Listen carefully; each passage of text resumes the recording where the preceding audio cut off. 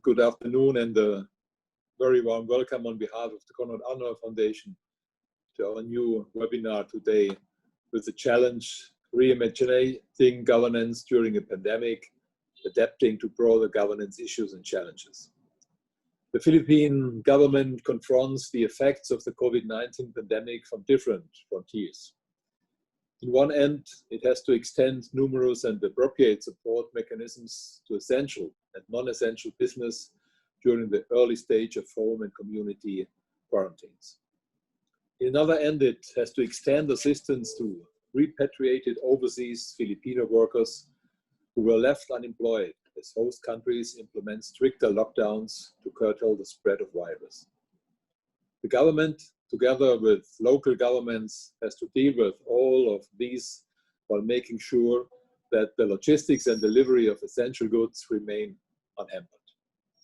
Non-essential business immediately suspended operations, while essential business were mandated to comply with health protocols, cutting their operations to half during the early stage of the National Health Emergency Declaration.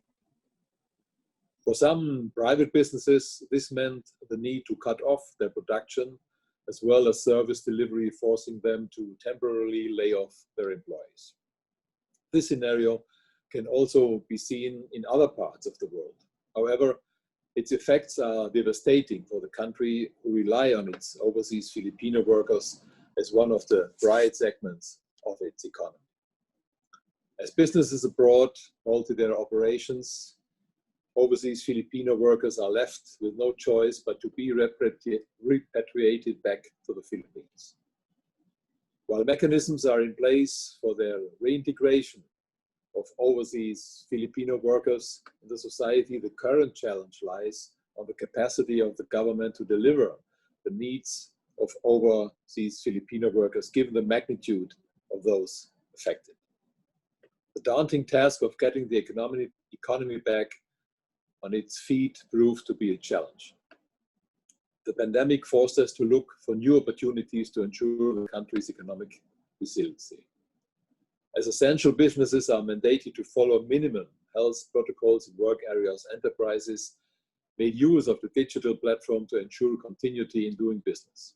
The pandemic compelled us to navigate the digital platform, reinvent the ways services are delivered to the public, and opened opportunities for creation of new businesses. These are only a few remarks, and I will not take much of the time, and would like to express my gratitude to the following people for making this event happen.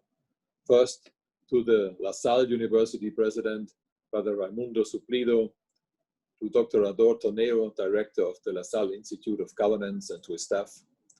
Our presenters, Professor Dr. Sherwin Ona, Professor Dr. Ma Divina Gracia Roldan, the former Undersecretary of the Department of the Interior and Local Government and now Executive Director of the Zurich Family Foundation, Ostier Panadero, Mr. Ches Lorenzo, Executive Director of the Seoul Foundation, and to former Governor Rafael Coscolruela, Chairperson of the Galing Pook Foundation, for sharing their thoughts and ideas with us today. And last but not least, to Jerome Jochen, Program Manager of the Konrad Adenauer Foundation, who is responsible in our team for the cooperation with the De La Salle University. I wish everyone a meaningful and lively discussion, and again, thank you for being here and a warm welcome for today's webinar.